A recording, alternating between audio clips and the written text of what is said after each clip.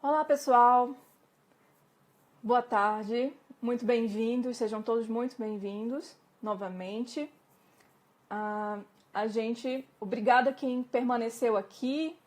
Para quem está chegando agora, a gente vai apresentar o Diálogos no Acervo, um programa que está acontecendo todas as quartas-feiras, sempre relacionado com o trabalho, a obra que está em foco na semana. Dessa semana é o Cristo Abençoador, do Anger. Quem vai apresentar com a gente é o Valdiael, meu colega. Eu me chamo Yasmin e trabalho no setor de mediação em programas públicos do MASP. E, bom, a gente teve uma pequena falha de conexão agora há pouco, mas a gente já está dando continuidade. Vamos receber o Val aqui.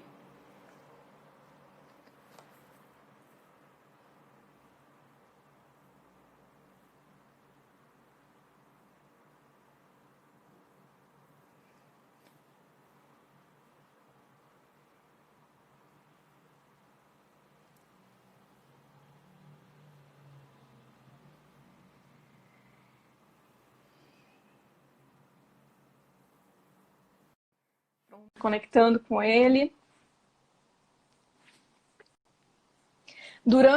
Essa apresentação vai durar mais ou menos 20 minutos. Depois a gente vai abrir para perguntas. Oi, Val, bem-vindo.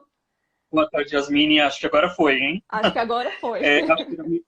Não, era a minha conexão, eu estou no 3G agora acho que vai dar tudo certo. Agora vai, fiquem por aí. Só terminando de apresentar, essa apresentação vai durar de mais ou menos 20 minutos. Depois a gente vai abrir para perguntas. Então, deixem as perguntas na caixa, pois os comentários vão ficar desativados, justamente para a gente poder focar um pouco mais no trabalho, no assunto também, tá bom? Eu vou deixar fixado aqui o nome do programa e o artista trabalhado da semana. E deixa eu ver se eu consigo aqui colocar.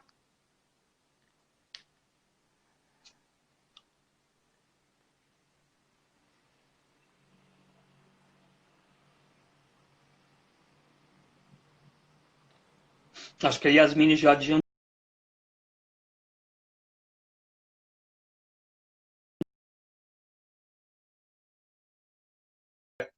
Engraçado, né, falar de uma obra clássica que é a Campeã dos Céus no MASP.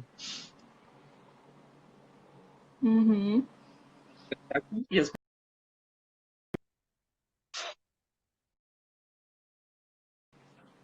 Pode sim, Val. pode ser? Enquanto você vai tentando aí, pode ser? Pode, começa por aí, vamos lá. Que a gente perdeu uns minutinhos, né, com esse probleminha técnico. Eu tento ser um pouco mais breve. Então, como já foi adiantado pela Yasmin, com certeza, a obra está relacionada ao concurso de desenhos da semana, né? Então eu vou tentar fazer assim.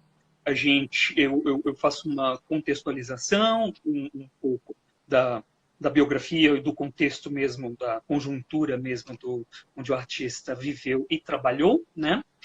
Depois eu vou falar de alguns excertos de uma bibliografia que eu levantei para falar aqui com vocês. E aí a gente vai para uma leitura mais formal mesmo de elementos da obra, né? Que talvez contribua aí com o trabalho, sobretudo, de quem vai concorrer, né? Aos desenhos, né? Uhum. Interessante Mas falar também, o pretendo... Anga é um super desenhista, né? Um pintor muito atento à linha, à forma. Então, para quem gosta de desenhos, esse vai ser uma Sim, ótima edição do desafio. Desenhos em Casa. Sim, esse é um verdadeiro desafio, né? Então, já comecei dizendo que essa é, sem dúvida, a nossa obra campeã de selfies, de memes no MASP, né? Jesus com as mãozinhas, né, para cima e com os olhos para cima. Mas essa é um dos motivos, talvez, da nossa estranheza, né, que a gente acha engraçado, porque é uma posição de devoção que caiu, que não tem tanta... cai em desuso, né, nos nossos tempos, né, é de um cristianismo mais primitivo, né, uma forma de devoção voltada para os céus, né, olha ele aí. Aproveitar já que já está as imagens, dizer que nós temos, além dessa obra, nós temos mais duas obras do Anker no nosso acervo, né? E originalmente não é com essa moldura oval, né? A obra ela é retangular mesmo, né? Então, o nosso artista do dia, o nome completo dele é Jean-Auguste Dominique Ingres, né? Mais conhecido como Ingres mesmo. Essa obra chama-se Cristo Abençoador e ela é de 1834. Né? O Ingres, ele nasceu numa cidade chamada Montauban, na França, em 1780, e ele faleceu em Paris, também na França, né, claro, em 1867, ou seja, ele foi bem longevo, bem produtivo. Né? Como eu disse, a obra é de 1834, ela é óleo sobre tela mesmo, né? E ela tem uma medida mediana, ela é de 80 de altura por 66 de largura, né? E a aquisição dela pelo MASP foi em 1958. Né? Além dela, eu queria já mostrar as outras duas, tá, Yas? Mostra primeiro a Virgem, né? Nós temos uma que se chama A Virgem do Véu Azul, essa aí, e à primeira vista parecem que elas foram feitas juntas, né, para serem um par mesmo. Confesso que não consegui encontrar bibliografia para falar especificamente da relação das duas. Acredito que sim, obviamente elas foram feitas para uma relação em par mesmo. A gente faz uma leitura mais acuidosa, que é um pouquinho mais para frente, mas elas datam de épocas distantes uma da outra, né? Porque a Virgem de Véu Azul ela é de 1827, mas é inegável as relações, como vocês podem ver, as cores invertidas, né? Tem até um jogo aí, né? Ela está com um manto azul, o famoso azul mariano, né? As vestes internas vermelhas e eu sinto que o Cristo está ao inverso, né? As vestes internas azuis e sua túnica vermelha, né? Ao passo que ele está nessa posição votiva para os céus, né? Os olhos e as mãos, e ela na posição mais contrita, né? Das mãos fechadas, uma outra, e olhando para baixo, né? Então é evidente a relação, e em proporção, toda proporção corresponde, né, nas duas obras, o tratamento, o uso da cor, enfim. Mas, como sabemos, estamos em quarentena, tem alguns obstáculos que a gente não tem acesso ao material que, enfim, poderia me dar maiores subsídios, né? Então, esse ponto vou ficar em dívida com vocês, mas a relação ela é bem evidente, né? A terceira obra é a Angélica Acorrentada, uma medida aproximada também, e todas estão com a mesma moldura, né, com essa parte interna ovalada, mas todas são quadradas, sendo que a Angélica Acorrentada, na verdade, é uma parte de uma composição maior, né, que essa é intitulada Rogério Salvando, se não me engano, Rogério Salvando Angélica, que é um guerreiro lutando com uma besta, um dragão do mar que está ali aos pés dela. Se der tempo, a gente volta, a gente coteja a obra do dia com essas outras duas obras também, para a gente perceber questões da poética, da estética do Ingres que a obra do dia não dê conta. Tá? Pode voltar nela, por favor, obrigado, Yasmin. Como eu disse, para falar dela, eu separei um texto para nos ajudar, que ele chama Ingres e as perversões do classicismo, do Kolliev, e está no livro O Corpo da Liberdade, Reflexões sobre a Pintura do Século XIX, da Kozak Naif. Esse texto está entre as páginas 123 e 137. Tá? Desse texto, eu recortei alguns excertos que eu vou falar um pouquinho mais para frente para vocês, mas primeiro vou falar um pouquinho da conjuntura. Tá? O período que Ingres trabalhou, né, e se formou e produziu, é um período pós-Revolução Francesa. Né? Lembremos, Revolução Francesa, 1789, né? Durou 10 anos, ele ficou até 1799. Tá? Isso é bastante importante, tanto para as questões dos movimentos que estavam em voga na França nesse período, na Europa, em todo nesse período, quanto para a biografia mesmo do Angry, porque a guerra interrompeu, inclusive, seus estudos. Né? Alguns historiadores leem como uma das interferências na sua formação, porque o Angry, embora tenha uma primazia técnica assim absurdamente desenvolvida, essa é a característica maior dele na história da arte, a formação intelectiva dele, ela o deixava inseguro em relação aos seus pares ali nos salões, né? Enfim, podemos retomar isso um pouquinho mais para frente, mas o que é fundamental para a gente entender da conjuntura é que estamos falando da passagem das fases onde na história da arte a gente chama de neoclassicismo, né, e romantismo, tá? Primeiro o neoclassicismo, e a gente precisa entender esse contexto para a gente entender as contradições dessa figura que foi o Angry, né? E o porquê, inclusive, do título desse texto, né? As perversões do classicismo. Angry e as perversões do classicismo. Perverter o quê, né? O neoclassicismo, lembremos ali, vem no bojo do iluminismo, né? Do século, da virada do 16 para o 17, perdão, do 17 para o 18. Então, ali as bases da Revolução, a gente vai ter uma produção artística revolucionária, engajada, né? Onde a gente vai ter o maior nome, provavelmente, é o maior nome da, da pintura revolucionária francesa, o Jacques-Louis David, que foi mestre de Angres. Tá? Mas, diferentemente do que a gente vai falar da postura do Angers, né, para o Louis David, a estética que trazem nesse contexto de neoclassicismo é chamada de realismo, realismo no sentido não só da busca pela mimesis, né, o imitar como a gente tinha nos renascentistas, né, que por sua vez estavam trazendo de volta os antigos, mas não somente na ideia da mimesis, da cópia, né, da natureza, mas uma busca de uma verdade, né,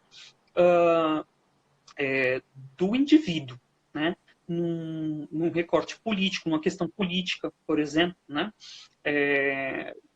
abdicar da pintura histórica, dos temas aristocráticos em prol de novos agentes, novas figuras, como indivíduos do povo, um homem negro, nesses quadros de grande escala, né, substituindo, eram essas as características entendidas como revolucionárias, né, naquele contexto, e então o representar o mais fidedigno possível esses corpos, essas paisagens, era estar representando uma verdade para além dessa verdade do corpo, né? Que a verdade seria o que libertaria o homem, né? Entendendo aí numa ligação com os ideais mesmo do iluminismo. Então é bastante importante a gente entender que isso era crucial para o que a gente entenda como neoclassicismo, desse contexto aí dos pintores realistas, né? E toda a camarilha ali em volta, né, dessa produção, do porquê Angry vai gerar tanta controvérsia nesse meio, ainda que seja, para a história da arte, né, encaixado como neoclássico também. Então, ele foi esse discípulo de Jacques-Louis David. Só antes, para falar muito rapidamente da formação dele, ele não vem de uma família muito abastada, tá? Ele é filho de um artesão que fazia várias coisas diferentes entre elas douramentos e pequenas peças de joia, né? Então isso também é uma questão bastante importante na formação dele, da questão da minúcia, a gente vai entender um pouquinho mais para frente, dos ornamentos e o interesse desse pai, né, na formação desse filho.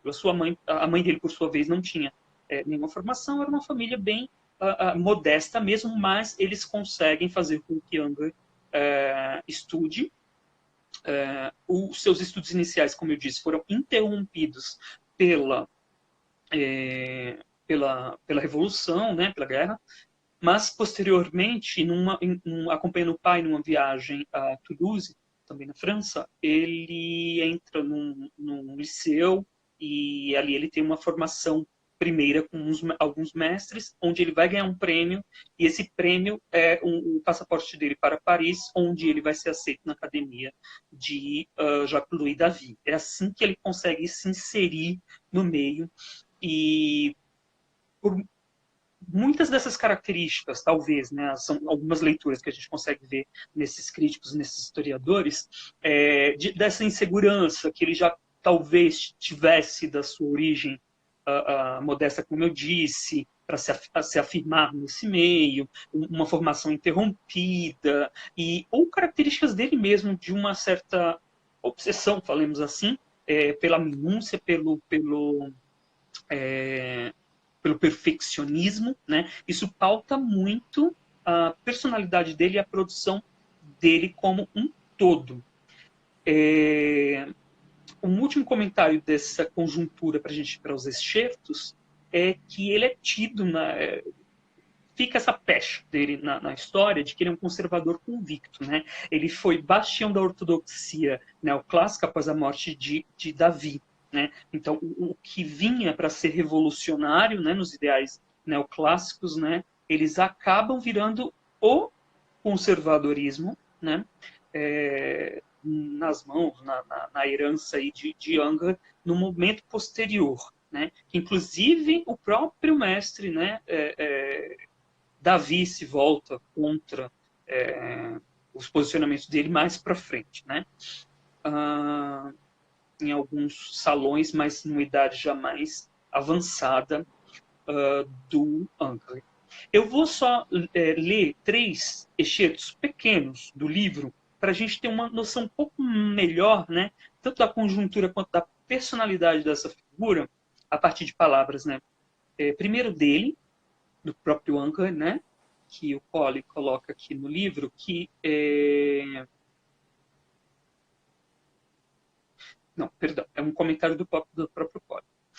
Anger possui verdades inabaláveis. O desenho é superior à cor. Ó, todo mundo que vá concorrer aos desenhos até façam anotações. O desenho é superior à cor. Nossa, isso é bem As marcas... importante. E bem importante de perceber, né? E é interessante porque a gente está trabalhando com uma pintura. Então, quem desenha já pode ir observando quais as relações de desenho e pintura ele tenta trazer aí. Já vai ficando aí uma... O que ele quer dizer com isso quando a gente está vendo pintura, né? Exatamente, exatamente. Mas é bem explícito. Vai lá, Val. As marcas do pincel devem ser absolutamente banidas. Isso também é uma característica fundamental para compreender o trabalho de Anger. A natureza deve ser corrigida. Entendamos aí a diferença do que a gente já estava falando do princípio do neoclassicismo, né? A natureza deve ser corrigida. A arte não surge da febrilidade, palavra pouco usada por nós, né? A arte não surge da febrilidade, mas da paciência. Então, entendemos aqui febrilidade como ele colocando como antagonismo de paciência, né? Então, a arte nasceria da paciência. Isso trazendo, o autor trazendo palavras do próprio Anger, né? Aí tem um outro excerto que eu tirei do historiador Robert Rosenblum, o historiador norte-americano, que faleceu em 2016, onde ele diz, nesse mesmo texto, tá? O intenso realismo descritivo dos primitivos flamengos, eu vou explicar cada um, vou explicar bem rapidinho, mas vou explicar. A elegante pureza linear das pinturas dos vasos gregos, as grandiosas simetrias de Rafael ou as sofisticadas ambiguidades dos maneiristas. Aqui o Rosenblum enumera várias referências. Infelizmente, é muito curto o tempo do nosso diálogo no acervo, e Anger é um artista que a gente precisa se debruçar em muita leitura, em muitas referências diferentes para compreender ele de fato, mas aqui tem algumas dicas preciosas para a gente entender, né? Vou tentar comentar muito brevemente para a gente conseguir avançar.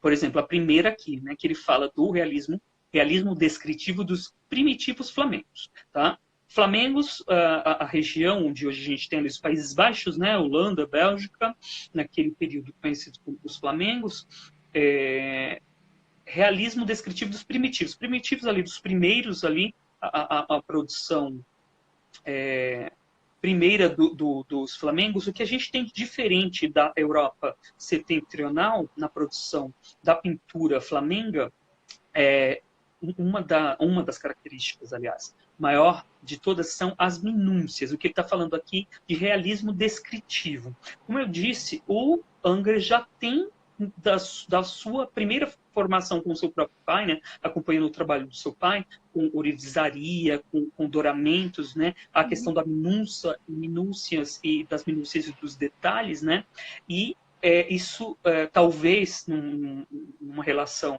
recíproca de admiração e de influência da pintura flamenga, né? Vocês vão perceber, por exemplo, num Van Dyck que tem muitos detalhes, né?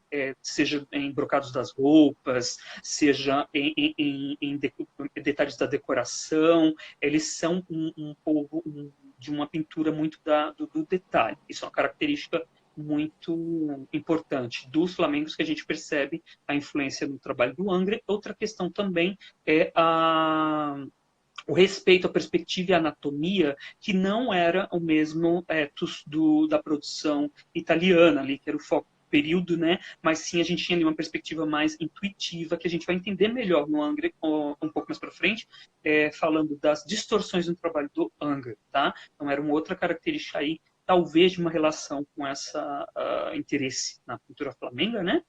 Fala-se também da elegante pureza linear das pinturas dos vasos gregos, né? O Unger, como ele mesmo se assumia como conservador e ele era um pregador mesmo de que o auge, né, da pintura, da produção artística humana, tinha ficado ali com os antigos mesmo, nos clássicos. O trabalho do artista do seu tempo era simplesmente olhar para trás, aprender com os mestres e reproduzir, perpetuar, né, aquele ideal de belo que já tinha chegado, né, ideal sublime que já teria chegado no seu auge, né? Então, para ele, a linha, né, a beleza da linha já estava resolvida, por exemplo, ali, por exemplo, nos vasos gregos, né? E se a gente entender isso, a gente consegue entender muito, muito bem também as soluções da linha, do porquê da primazia que mesmo os inimigos, digamos assim, desses posicionamentos conservadores do Unger, tinham que dar o braço a torcer, que é o seu suprassumo do seu trabalho, é o seu trato com a linha. As grandiosas simetrias de Rafael segundo palavras do próprio Unger, a maior influência dele é Rafael Sanzio mesmo, né? Ele passa um tempo grande na Itália estudando, provavelmente não, ele ganha uma bolsa, aquela bolsa estatal francesa, famosa do século XVIII, século XIX, século XVIII, século XVIII, século XIX. Mas essa busca, né, pelo o trabalho de Rafael vem desde a sua primeira formação, lá que eu falei, em Toulouse, né, antes da formação com o Unger, com o Davi, né? E aqui fala das simetrias de Rafael, né? Bem característico do Renascimento, né? A questão dos equilíbrios, né? Um lado corresponder ao outro. Então, essas premissas clássicas, né? As próprias cores também, né? Que a gente vê, por exemplo, que você mencionou na Virgem e no Jesus Abençoador também, que se equilibram na composição.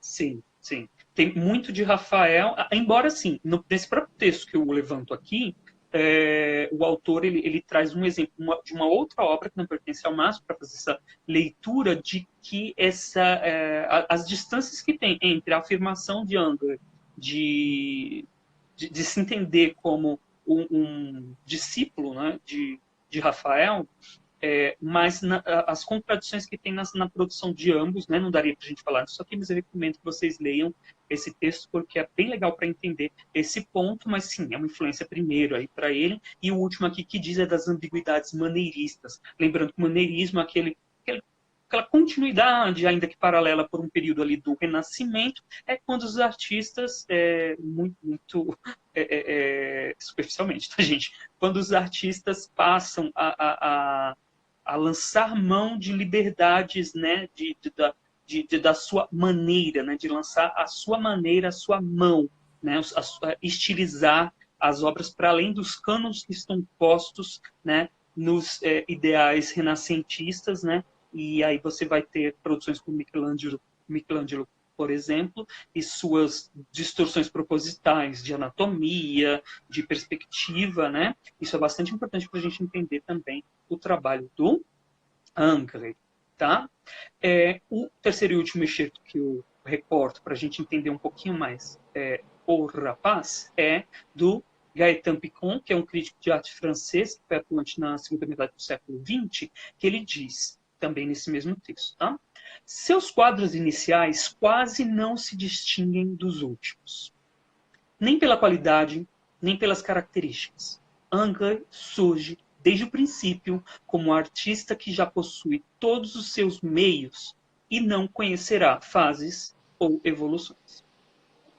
Que é o mais comum, né, da gente entender tanto o desenvolvimento dos estilos mesmo em si, né, quanto o trabalho dos artistas, a gente até estuda por desenvolvimento de fases, como se fosse linear, né, um desdobramento, mas aqui o que ele nos coloca é que é bastante singular, peculiar no trabalho do Anger, que é como se ele já tivesse nascido pronto, né? É bem uma característica do gênio dele, né?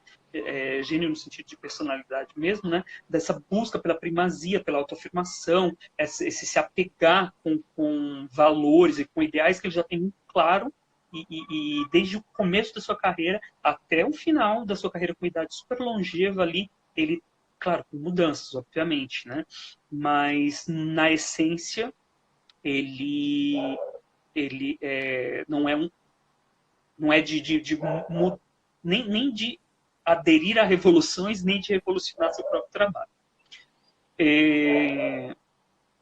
Eu acho que eu falei um pouco rápido demais, porque eu estou um pouco preocupado com o tempo que a A gente gente perdeu. tá Né? passando um pouquinho mais. Mas, assim, acho que uma coisa interessante que você pode falar um pouquinho pra gente é da relação do desenho com a pintura, né? Como ele destaca as Sim. linhas, mesmo trabalhando pintura. E algo que também que você trouxe no seu primeiro recorte é que o desenho é superior à pintura. Eu acho que isso é uma super polêmica, né? Justamente porque é um artista reconhecidamente por ser um grande pintor também, um artista que pintou Napoleão e tal. Uhum. Mas é interessante, nas obras que a gente mostrou logo no início, inclusive nessa principal também, a gente percebe esse destaque, por exemplo, do fundo com a figura. Geralmente nas obras dele é possível fazer esse recorte, né? Bem fácil. E marcado. Uhum. É justamente a estrutura que eu dividi, assim, essa contextualização termina aqui, deixei essa terceira parte para a leitura direta da obra, né, onde eu gostaria de começar, vou tentar ser mais sucinto aqui, na ideia de patos, tá? Conceito filosófico, mas não é nada muito difícil de compreender, porque estamos basicamente falando de drama, de emoção, né? Uhum. Patos é parente mesmo da palavra patologia, né, do patológico, e nesse sentido de se afetar, né, ser afetado, né, no caso afetado por doenças na patologia, o patos dos seus afetos, né, então emoção, drama. Como a gente tinha, por exemplo, um patos muito evidente e muito primordial na construção da pintura barroca, por exemplo, antes do neoclassicismo. No caso do Anger, a gente tem um patos quase sem patos. É um patos não sei se eu vou usar a palavra correta como apático, mas isso está retomando algo dos renascentistas e pré-renascentistas, né? Porque, como eu disse, é a partir dos maneiristas que eles vão lançar mão de estilizações, né? Liberdades fora dos cânones, né? Dos cânones, aliás. Mas antes disso, né, na Idade Média, as questões de sobriedade, os santos, né, eles não podiam ser retratados com as emoções humanas, né? Isso muda depois da Contra-Reforma, né, que a gente vai ter ali com o período barroco e tudo mais, mas Anger está olhando para o passado, como eu disse, muito para trás, né? E a gente percebe isso nas expressões das suas figuras. A gente vai ter expressividade, sim, no que a gente vai falar das distorções do corpo, né? Mas a gente percebe essa coisa plácida, né? Isso, no rosto, né? Talvez até por isso também os memes, né? Eles encontram graça nisso, porque tem essa coisa votiva, né? Mas não tem drama nenhum nisso. Parece, na verdade, esse Jesus está assim, tipo, mais uma vez tem que fazer isso. Tá virando os olhinhos, né? Meio que parece isso, né? Então, essa ausência de patos é uma das dicas também para quem for desenhar, né? Que é muito característico do trabalho dele. A gente vai ler expressividade em outros lugares, né? Que a gente vai ir daqui a pouquinho. Linha e cor. Agora a gente vai no detalhe da mãozinha. Você consegue encontrar do pulso dele na manga? Isso. Aqui nesse detalhe, embora na tela do celular a gente também não vai conseguir ver tudo, mas eu peço que vocês depois tentem dar uma olhadinha na versão do nosso site, né, no masp.org.br. Nós temos lá na guia acervo, vocês têm acesso a todas essas obras, que vocês deem uma olhadinha nela com uma maior qualidade e uma escala maior. Linha e cor. Isso é fundamental para a gente entender essa transição do século XVIII para o século XIX e para a gente entender esse lugar do Anger, como a Yasmine colocou, sua relação com o desenho. Estamos vendo pintura, né? E pintura, nós estamos vendo pincelado, obviamente. Então, vou pedir que a gente faça um esforço, né, de abstrair a ideia de o que está se falando por linha ali, tá? Da diferença entre linha e cor. Sempre que, obviamente, sempre teremos linha e cor, a não ser que fosse uma tela toda pintada numa cor só. Entendamos do que estamos falando. Por exemplo, eu pedi esse close na manga do Cristo, porque parece até que ela está congelada, ou ela é endurecida, né? Ou que fosse, na verdade, uma escultura de bronze, né? Porque não tem a leveza de um tecido, né? Porque ele na forma, é como se congelasse esse instante, né? Dessa forma onde essa manga, no instante em que ele levantou as mãos, a manga, quando iria cair, ela congela, né? No espaço-tempo, né? Nem com fotografia não se daria assim essa forma, né? Então, seria inverossímil, inclusive, aos olhos dos clássicos, e parte das críticas deles, como o Davi, por exemplo. Mas aqui o que nós temos, né, nessa estilização do Anger, que é bastante interessante da gente entender a importância disso para o que vem depois na história da arte, esse limite que a gente tem entre um campo de cor e outro, né? Entre os laranjas e os amarelados da pele, né? Entre os laranjas e os azuis do manto, você tem um limiar duro. Exatamente. Isso é importante para marcar a linha. O que está chamando de linha é justamente esse caminho que é feito entre as fronteiras das formas. Essas fronteiras são blocadas, elas são duras para demarcar essas linhas, porque essas linhas é que darão expressividade, movimento, tá? Diferente de soluções pictóricas, meio redundante, porque estou falando de pintura, né? Mas pictóricos no sentido mais da mancha da cor. A gente vai entender melhor quando eu mostrar uma imagenzinha de Delacroix, mas é bastante legal vocês prestarem atenção em outros trabalhos do Anger para vocês entenderem a diferença de um artista que parte do projeto do desenho, a primazia do trabalho dele é o desenho antes de qualquer coisa, a pintura vem como uma cobertura do desenho, né? A posteriori, né? O desenho não está subordinado à pintura, mas sim a pintura ao desenho, daria para entender assim.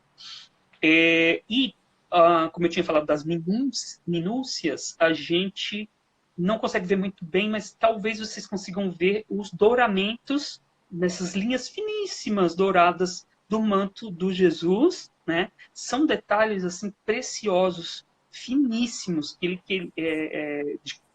tem um cuidado, uma perspicácia de fazer o seu trabalho, que inclusive como desenho, agora a gente indo na imagem mais aberta mesmo, Yasmine, a gente tem um diálogo dessa linha, desse douramento com essa sugestão de auréola que tem na cabeça do Cristo, né? Que é apenas um gráfico, né? Não está imitando uma auréola, né? Assim como o Cristo é pretensamente realista, mas ela é só uma sugestão gráfica, né? De uma auréola do mesmo douramento da roupa aí do Cristo. Muito bonito, né?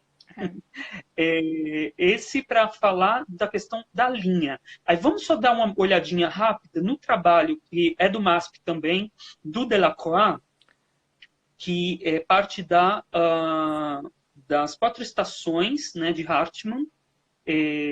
Essa daí é o inverno, que é uma cena da Eneida de Virgílio, né, onde qual o nome dela? Juno, né? Que é para os romanos, né?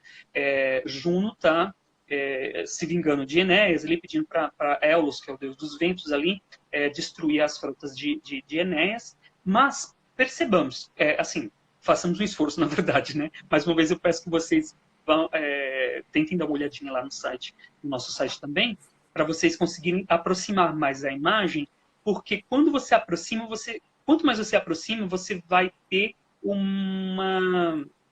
como eu posso dizer?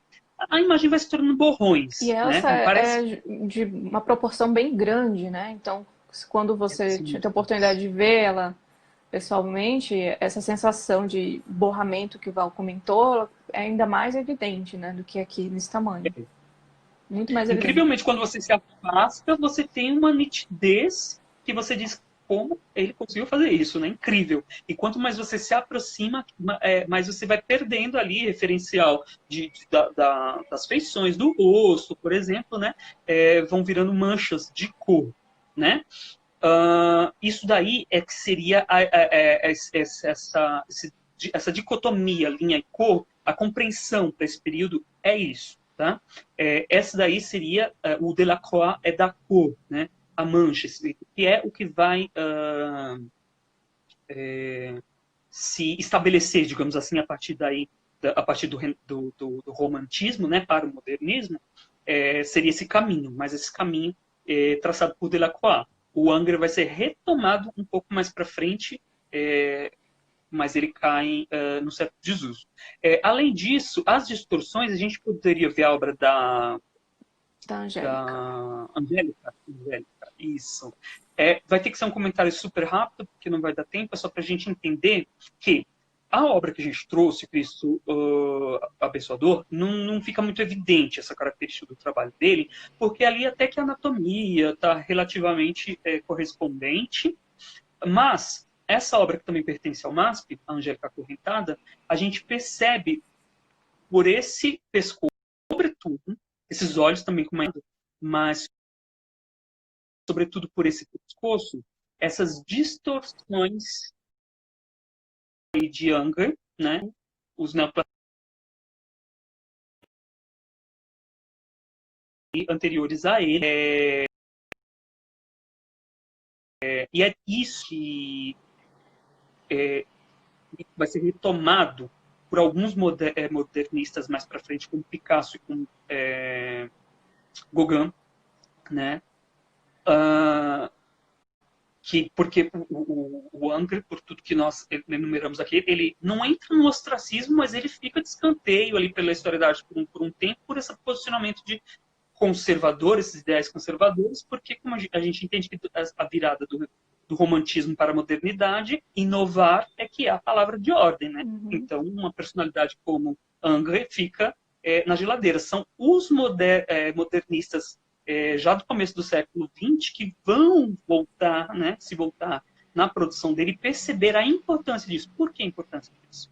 Como eu disse, já expliquei da linha, né? A linha já é um demarcador, né? claro de formas, né?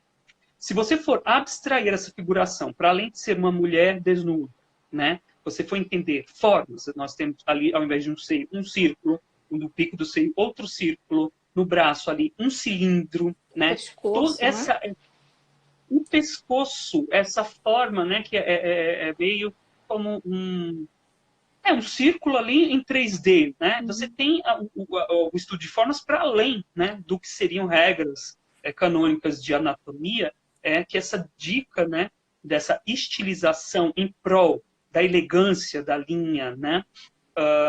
Os modernistas como Matisse, como Picasso vão entender e vão trazer para o seu trabalho, e podemos dizer que não teríamos, por exemplo, cubismo analítico se a gente não tivesse tido um Anker antes para esses caras se aterem, né, De certa nessas forma questões. também, né, Val, não tem aquele detalhe de músculo, não tem aquela forma escultórica que se via antes. A figura parece quase planificada, justamente ressaltando o desenho, né? E para quem Faz um gosta corpo dos sem olhinhos osso, né? revirando do Cristo, essa imagem, então, é ainda mais... É uma expressão ainda mais forçada, assim, realmente para ir para É. além da realidade, né? Quando o resto do rosto não tem, né? O resto do rosto não tem expressividade. Uhum. Ela parece que ela não tá com medo nenhum Ele do ataque da localiza, besta, né? que vai embora a alma. Tá tudo ali no olho, né? É Uhum. muito, muito legal de ver esse ponto. É uma pena que a gente tem tempo de esmiuçar um pouco mais, né? A gente tem também já as perguntas aqui também. A gente pode dar Tem uma. algumas. Temos Deixa eu só várias falar só perguntas. mas ponto. Tá bom. Eu já falei de não ter marcas do pincel. Essa é uma das dicas para vocês que forem pintar. Isso, claro, não estou dizendo que tem que ser assim, mas uma das características dele é a como eu posso dizer, a obsessão mesmo pelo acabamento, tá? Não ver a marca do pincel. Isso daí era primeiro. E as gradações suaves, tanto de luz quanto de cor. Como ele se opunha, ele se colocava como contra os românticos, ele fazia questão de se afirmar os românticos traziam ali contraste, drama, né, contraste de cor, contraste de luz, e ele se colocaram no inverso. Então, como a Yasmin falou de Rafael, as passagens, as gradações de cor e de luz, extremamente sutis, né? Isso daí também é uma característica bastante importante para a gente conseguir ler o trabalho dele e quem quiser fazer releituras do trabalho. Uhum. É Eu acho que dá importante para a gente lembrar ir para algumas também, né? perguntas. Claro que apesar do Anker ter sido um grande desenhista, o que é legal a gente aproveitar é justamente essa passagem de tempo, esses conceitos e como isso foi se adaptando, assim como os modernistas fizeram, né? Essa leitura de que a arte pode superar a realidade, digamos assim, em busca de uma estética, mesmo que seja uma estética idealizada, né? E não Sim. necessariamente conectado com a realidade. E a gente faz isso, mesmo com fotografia, por exemplo, quem gosta de fazer selfie, e o Cristo Abençoador é um recordista de selfies lá do MASP, mas a gente geralmente distorce essa realidade, né? A gente traz um filtro, traz... A própria angulação da câmera já é uma distorção da realidade, por mais que a fotografia tente ser realista, né? E o pessoal perguntou também, assim, quando que começou essa onda de selfie, quando as pessoas elegeram esse Cristo como Mas, figura. Isso, no MASP. ixi, a gente não tem arquivos foi se percebendo, acho que é uma cultura, sobretudo mais recente, né, do smartphone, né, a possibilidade de você ter um aparelho na mão que, para além de telefone, ele tem outras tecnologias, como a fotografia, foi o que mais, provavelmente, né, foi o que Uhum. mais levou essa obra a virar mesmo um meme. Uhum. Mas, com certeza, fotografias já eram... Ele já era uma das obras icônicas do nosso salão. Tem algumas obras que não podem sair do segundo andar, porque se alguém atravessa o planeta para viver uma obra, por exemplo, como o Cristo Abençoador do Angra, e não ver, é frustrante, né? Uhum. Então, cultura da fotografia, acho que dá teses e teses, né? Ela é É. anterior. Mas o fenômeno o fenômeno atual aí, acho que da tese. Tem alguém que pergunta o ano da pintura, que é 1834, e também perguntam novamente qual o livro que você está trabalhando. Repetir, né? O nome do livro. Vou repetir. Isso. Então, o livro chama-se O Corpo da Liberdade, Reflexões sobre a Pintura do Século XIX. É um livro da Kozak Naif. Já não temos mais a Kozak Naif, né? Vamos encontrar só livro usado, provavelmente. E o capítulo chama-se Anger e as Perversões do Classicismo, que estão entre as páginas 123 e 137. Leiam, é muito bom. Isso. Eu sei que você já mencionou, mas acho que vale falar novamente, do olhar da pintura. Qual o sentido original dessa que ela evoca justamente a oração, né? Uma oração do Pai Nosso, uma maneira antiga de se rezar o Pai Nosso. Sim. Os olhos estão voltados, né, para os céus. Ela tem um posicionamento onde o foco de luz da pintura, isso é bastante importante também a gente perceber, ele tem o mesmo direcionamento da linha que você traça saindo dos olhos. Então é como se é uma luz divina, né, transcendente, né? Esse Cristo está olhando para a luz que emana do Pai, né? Então o olhar dele indica a direção certinha do ponto de fuga da iluminação. Isso é outra dica importante, foi legal a Yasmin ter tomado esse ponto, porque isso é legal. Tem uma última pergunta também, Val, que é: até onde a igreja podou a criatividade dos artistas? A gente pode trazer isso para esse contexto, né? Bastante difícil, né? Porque muda muito ao longo da história, na verdade. Inclusive, há alguns revisionismos históricos, né, do período da Idade Média, por exemplo, que a gente tem um lugar comum, inclusive a chamada Idade das Trevas, de que tudo foi tolhido e não teve criatividade. Enfim, claro, falando de um lugar muito comum, né, que sempre soube que teve, mas eu digo assim, diferente de como foi tratada a Idade Média em detrimento de outros períodos posteriores e anteriores, por exemplo, já tem muitos estudos, não vou levantar aqui porque não daria tempo e nem me vem à cabeça agora exemplos específicos, mas tem muito levantamento de agenciamentos mesmo que aconteceram por igrejas em períodos assim que a gente não acreditaria. Ou produção de mulher, por exemplo, num certo momento, que posteriormente é que o patriarcado volta com uma violência e vai apagar o nome de produção de mulher de um período anterior. Então, não tem como a gente dizer... a gente sabe da agência da igreja a partir da expansão do cristianismo, da oficialização do cristianismo em território europeu, até meados ali do que a gente vai chamar de ainda com o barroco e tudo mais.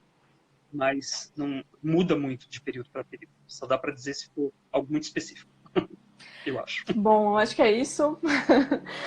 Por hoje, já chegamos no nosso horário. Eu fico muito feliz de ter todo mundo por aqui, de vocês terem tido paciência com o nosso probleminha de conexão. Foi ótimo, muito obrigada, Val, também. Fechando com a imagem do Cristo? Vamos fechando com a imagem do Cristo? É verdade, realmente.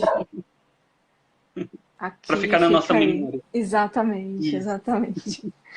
Muito obrigada, então, pessoal. Esse vídeo ele vai ficar disponível no IGTV do MASP. Lá também tem as outras edições. Se vocês gostaram dessa, deem uma revisitada também nas outras edições. Tem também as lives. Se arrisquem aí nos desenhos em casa, usem a criatividade, né? E porque, assim, apesar de ser uma obra clássica, como o Val trouxe, como eu comentei, o ideal é a gente pegar essas referências e transformar elas em algo que converse com a gente também. Hoje em dia, como tem sido muito bem feito nas outras edições dos desenhos em casa, essa contextualização está muito legal. E só tenho a agradecer também. Obrigada, Val. Obrigada a todo mundo que esteve por aqui. Um abraço, então. Até mais, até a próxima. Tchau, tchau. Falou.